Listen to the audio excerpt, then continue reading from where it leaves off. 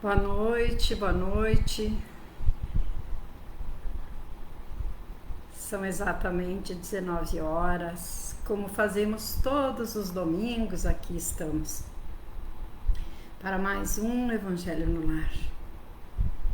Vamos elevar o nosso pensamento nesse momento, já com as nossas águas, rogando ao Mestre Jesus, aos benfeitores amigos, nossos anjos guardiões, que nos amparem, nos auxiliem, nos fortaleçam nas dificuldades.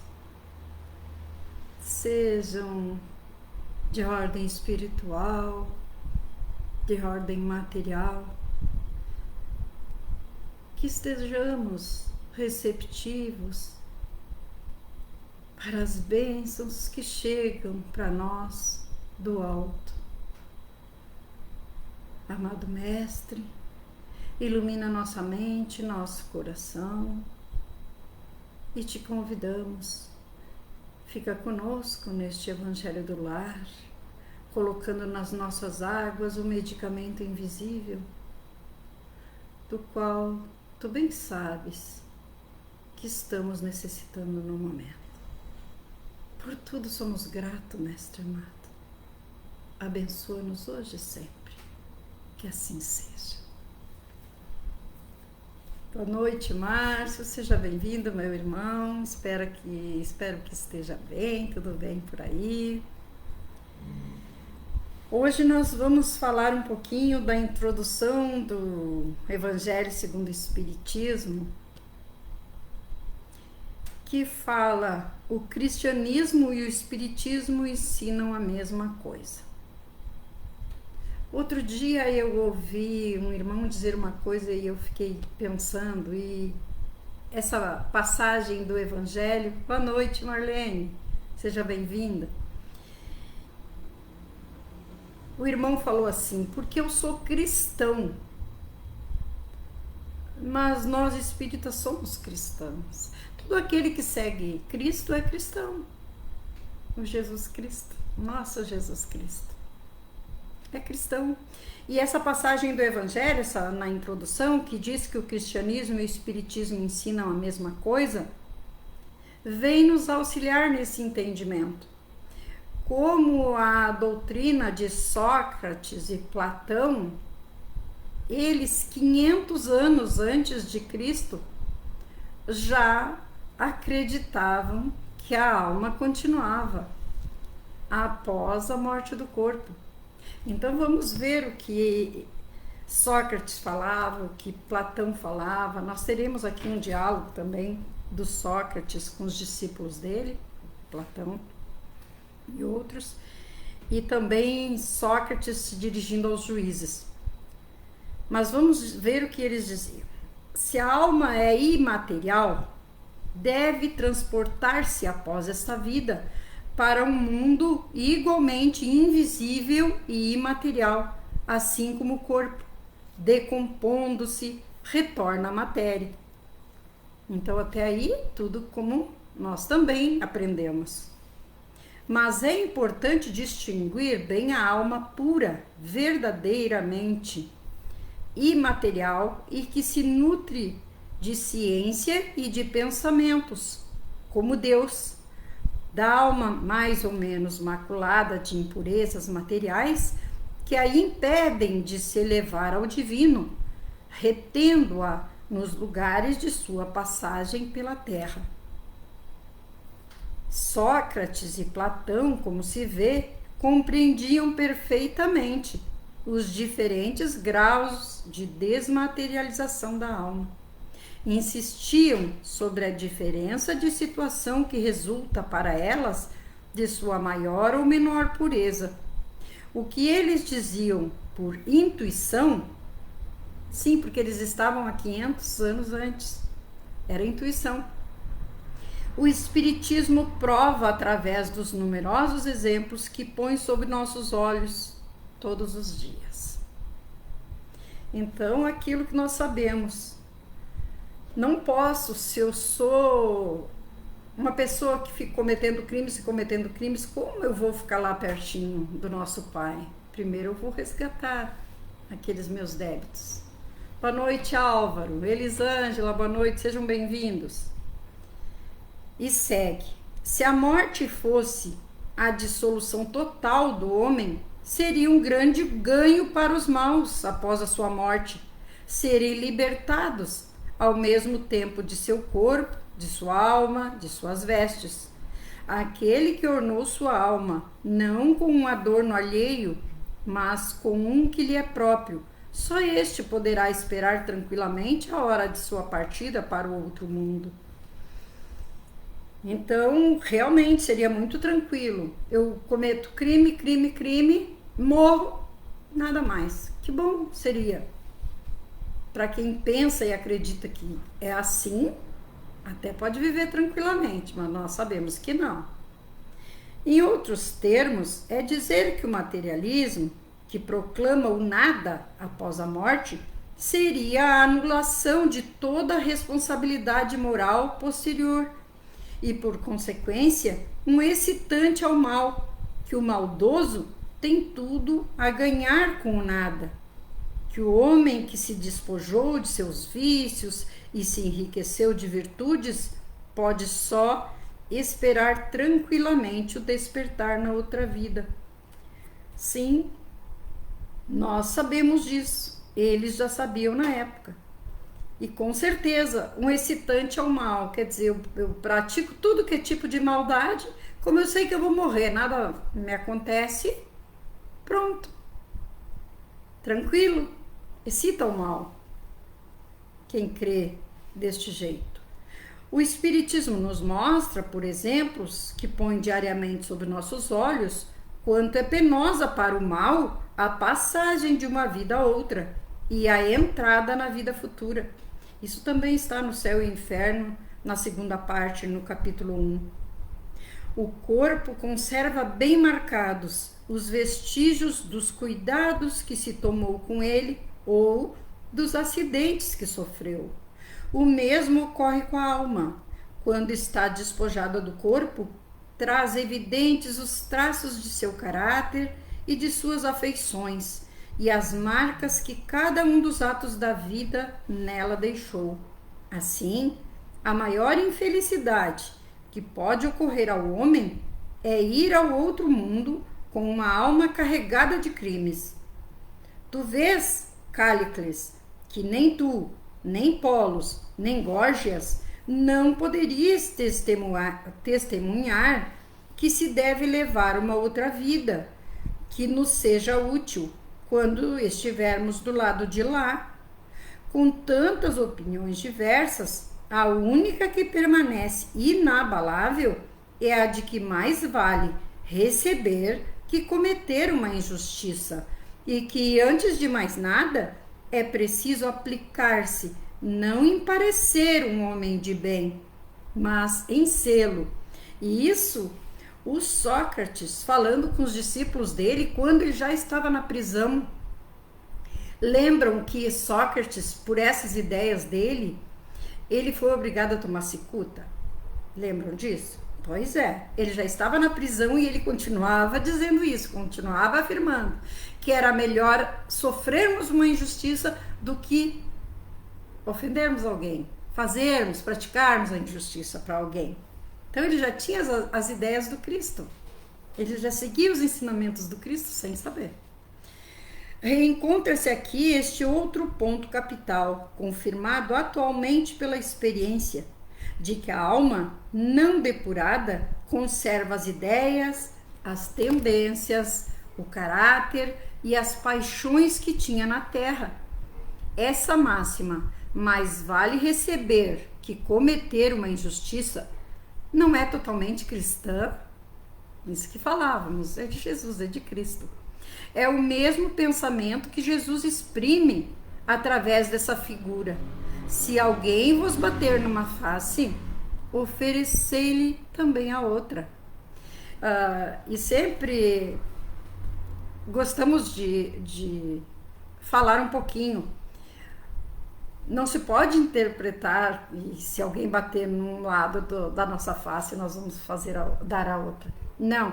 O que Jesus quis dizer é que quando alguém nos bate na face, quando alguém nos ofende, nós não revidemos também, não nos vinguemos, não revidemos com a maldade, mas mostrar a nossa outra face, dar a nossa outra face, qual seja a nossa face do bem, retribuir o mal com o bem. E é isso que Jesus quis nos dizer, que muitas vezes é mal interpretado. Quando os irmãos leem essa parte que fala, se alguém vos bater numa face, oferecer-lhe também a outra, é a nossa face da bondade. De duas coisas, uma: ou a morte é uma destruição absoluta, e isso, queridos irmãos, já é um trechinho, esse que eu vou começar a ler, esse parágrafo, é Sócrates falando com os juízes. Prestem bem atenção, diz assim: de duas coisas uma: ou a morte é uma destruição absoluta, ou é a passagem da alma para um outro lugar. Se tudo deve extinguir-se, a morte será como uma dessas raras noites que passamos sem sonho e sem nenhuma consciência de nós mesmos. Mas, se a morte é apenas uma mudança de morada, a passagem para um lugar onde os mortos devem se reunir, que felicidade de aí reencontrar aqueles que se conheceu. Meu maior prazer seria examinar de perto os habitantes dessa morada e de aí distinguir, como aqui, os que são sábios dos que creem sê-lo, mas não o são. Mas é tempo de deixarmos-nos, eu para morrer, porque ele ia tomar a cicuta, o veneno, e vós para viver. Triste, mas ele ainda tentou esclarecer os juízes de que a vida continua. Bem importante essa parte. Quisemos trazer hoje para os irmãos, porque realmente, às vezes uma palavra que alguém diz, como falamos no início, para aqueles que não estavam, boa noite, querida irmã Gleci, Aninha, a Rosemary, a Vaneide, nossa administradora. Como falamos no início, uma palavra de um irmão que falou: eu sou cristão. E fomos em busca dessa parte na introdução do Evangelho que fala da doutrina de Sócrates e Platão, 500 anos antes da vinda de Jesus Cristo, eles já falavam. Então nos diz essa parte da introdução que o cristianismo e o espiritismo ensinam a mesma coisa. Todo aquele que segue Jesus é cristão. Então nós somos espíritas, somos cristãos, né? Cristãos, né? Então é bom sabermos disso. Quando alguém nos diz eu sou cristão e a gente responde eu também sou, eu sigo Jesus. Segundo Sócrates, os homens que viveram na Terra reencontram-se após a morte e se reconhecem. O Espiritismo mostra-nos que eles continuam as relações que tiveram, de tal sorte que a morte não é nenhuma interrupção, nenhuma cessação da vida, mas uma transformação sem corte da continuidade. Tivessem Sócrates e Platão conhecido os ensinamentos que o Cristo daria 500 anos mais tarde, e aqueles que os espíritos dão atualmente, e não falariam de outra forma. Eles iam concordar com tudo que Jesus dizia. Não há nisto nada que deva surpreender, se considerar que as grandes verdades são eternas e que os espíritos avançados deviam tê-las conhecido antes de vir para a Terra, aonde as trouxeram, que Sócrates, Platão e os grandes filósofos de seu tempo podem ter estado, mais tarde, entre o número dos que secundaram Cristo em sua divina missão e que foram escolhidos precisamente porque eram, mais que outros, aptos a compreender seus sublimes ensinamentos. E, finalmente, que hoje em dia podem fazer parte da pleiade de espíritos encarregados de vir ensinar aos homens as mesmas verdades. Sim, podem estar entre nós nos auxiliando. E que coisa boa, que coisa boa. Mas eles já sabiam das verdades. Nunca se deve devolver injustiça com injustiça, nem fazer mal a ninguém, por algum mal que nos tenha feito. Poucas pessoas, entretanto, admitirão esse princípio, e as discordantes só devem desprezar-se umas às outras. Não está aí o princípio da caridade, que nos ensina a não devolver o mal com o mal, a perdoar aos inimigos? Então, quer dizer, Sócrates dizia que não se deve devolver injustiça com injustiça, e nem fazer o mal a quem quer que seja, por pior que seja o mal que essa pessoa nos tenha feito.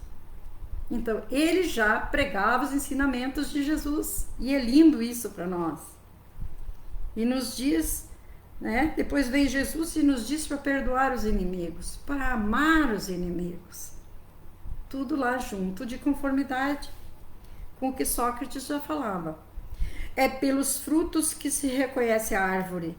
É preciso qualificar cada ação segundo o que ela produz, chamá-la má quando provém do mal, boa quando nasce do bem. Essa máxima, é pelos frutos que se reconhece a árvore, encontra-se textualmente repetida várias vezes no Evangelho. Palavras de Jesus. A riqueza é um grande perigo. Todo homem que ama a riqueza não ama nem a si, nem o que é seu, mas há uma coisa que lhe é ainda mais estranha do que aquilo que é seu. As mais belas preces e os mais belos sacrifícios agradam menos a divindade que uma alma virtuosa que se esforça por assemelhar-se a ela. Então, não adianta ficarmos orando, fazendo sacrifícios. O que importa é tentarmos nos esforçar para seguir os ensinamentos do Mestre Jesus. E é isso que nos dizia já Sócrates. Seria grave se os deuses tivessem mais respeito por nossas oferendas do que por nossa alma. Com esse recurso, os mais culpados poderiam torná-los favoráveis a si, mas não. Só os verdadeiramente justos e sábios por suas palavras e por seus atos quitam-se do que devem aos deuses e aos homens. Claro, aqui ele falava aos deuses, né? Mas nós sabemos que é o nosso Pai. Então, ele já dizia, claro, se com oferendas nós conquistássemos o nosso Pai e todo mal que a gente tivesse praticado fosse esquecido, seria fácil. Por isso que diz aqui, aí os mais culpados poderiam se favorecer disso, se comprassem a Deus com oferendas. Não, não. Chama o homem vicioso esse amante vulgar, que ama mais o corpo que a alma. O amor está por toda parte na natureza, que nos convida a exercer nossa inteligência. Reencontramo-lo até no movimento dos astros. É o amor que orna, que enfeita a natureza com seus ricos tapetes. Ele se enfeita e fixa sua morada onde encontra flores e perfumes. E é ainda o amor que dá a paz aos homens, a calma ao mar, o silêncio aos ventos e o sono à dor. Poético, lindo, verdadeiras palavras de Sócrates. O amor que deve unir os homens pelo laço fraterno é uma consequência dessa teoria de Platão sobre o amor universal como lei da natureza. E Sócrates, tendo dito que o amor não é nem um deus, nem um mortal, mas um grande demônio, quer dizer, um grande espírito presidindo ao amor universal, teve sobretudo essa afirmação imputada como crime. É importante colocar aqui, queridos irmãos, que a palavra, essa palavra demônio, ela é originada da palavra daimon.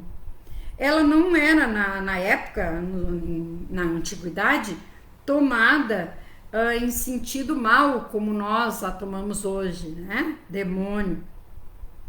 Agora, demônio para nós é uma coisa ruim, do mal, mas não. Eles, era em todos, né? Dizer assim, ó, aqui no Evangelho, não se dizia exclusivamente dos malfazejos, mas dos espíritos em geral. Então era de todos os espíritos. E Sócrates aqui queria dizer um grande espírito. E ele foi mal interpretado e foi aqui, como diz, foi condenado, certo?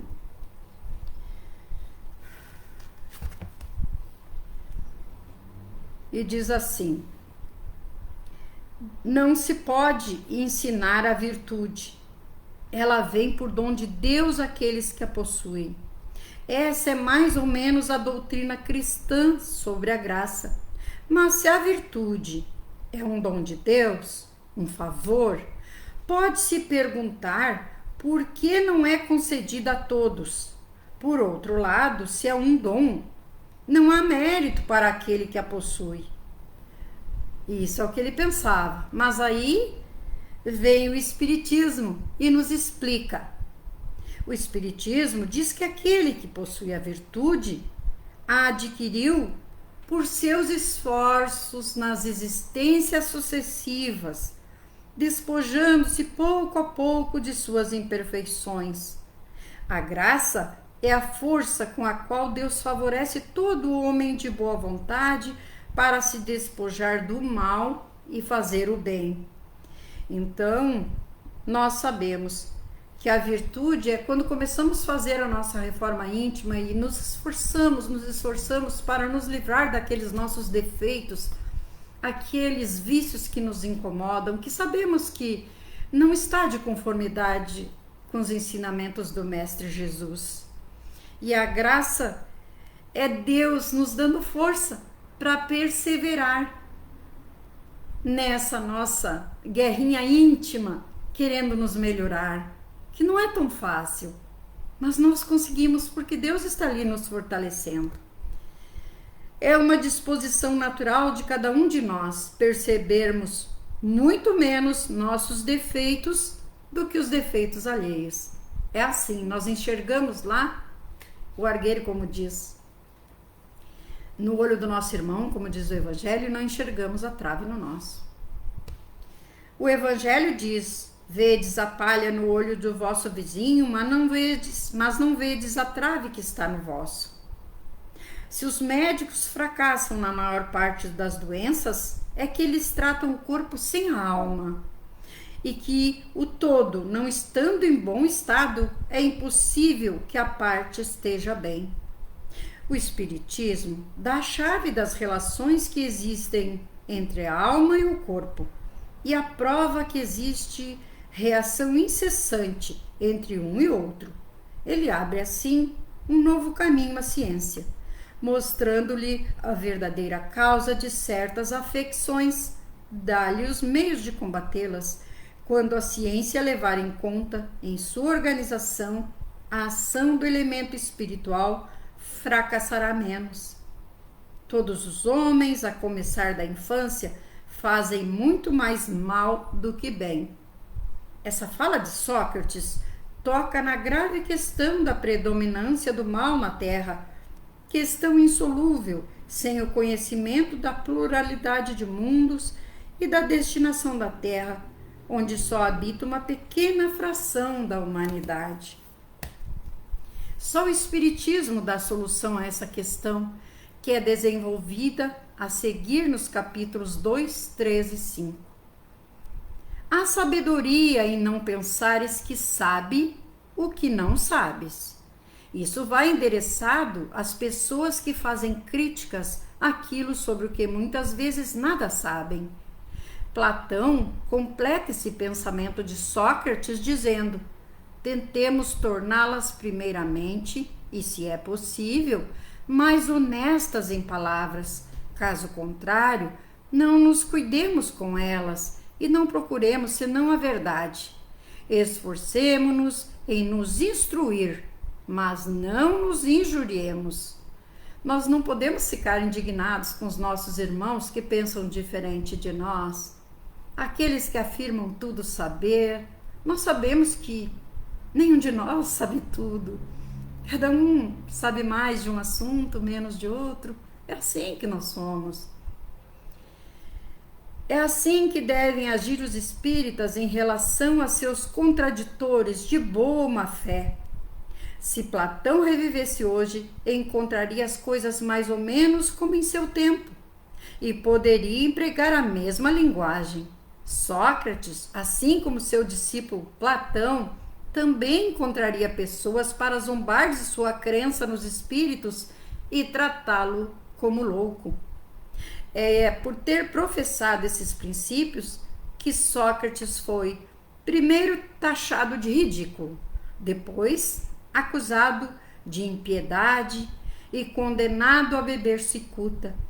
Tanto é certo que as grandes verdades novas, levantando contra si os interesses e os preconceitos que ferem, não podem estabelecer-se sem luta e sem fazer mártires. Que bom a gente falar um pouquinho sobre isso que vem lá de longe e sabermos que alguns irmãos morreram, foram sacrificados por acreditar que a vida continua e que isso hoje é tranquilo para nós. Ganhamos tudo prontinho e depois ainda veio Kardec para codificar essa doutrina que tanto nos consola esclarecendo. Um abraço, Lourença, querido irmão Ricardo, e aqueles que eu não enxergo, os nomes todos bem-vindos. Vamos elevar o nosso pensamento, encerrando aqui mais um Evangelho no Lar, e lembrando que temos o atendimento fraterno pelo Messenger e também temos as irradiações diárias para os enfermos, seja do corpo, seja da alma. Da alma sabemos que todos somos, porque sempre uma coisinha ou outra tem lá no nosso coraçãozinho, não é mesmo?